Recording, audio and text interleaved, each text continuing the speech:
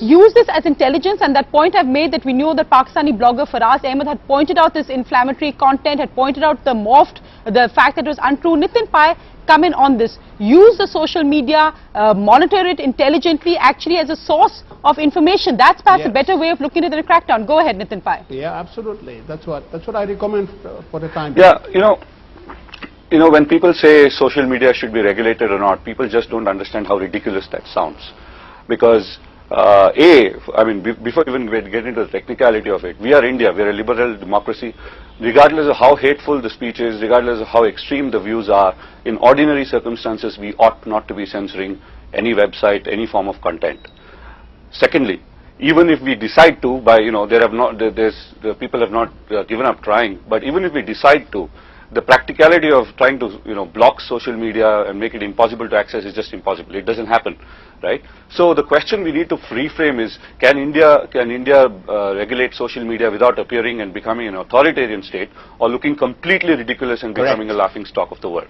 Right? But back to this, these were extraordinary circumstances, and I think the IT Secretary pointed out fairly well. In extraordinary circumstances, we ought to do everything that is legitimate, which is constitutionally allowed, to prevent loss of life.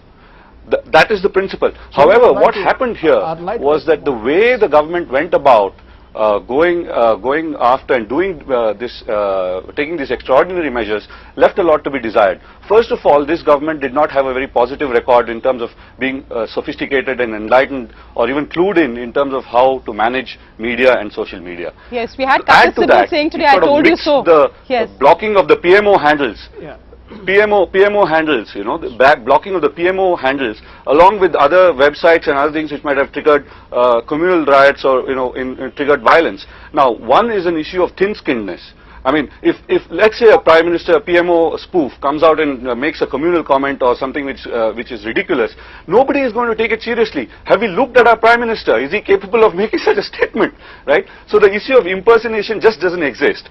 And when you go after PMO handles and spoof accounts with the same amount of seriousness as some really malicious websites, people question your credibility. So I think there is an issue of how the government has actually gone about managing these extraordinary times, and that leaves us with a lot of questions. Can the government, I mean, reasonable people can ask this question, can the Indian government be relied upon to take these extraordinary measures properly when the time comes? Because blocking, limiting SMSs to 5 SMSs for a long periods of time, blocking PMO handles, and blocking 300 sites, of which many of which I just had happened to look at some site which said this is a leaked list of sites.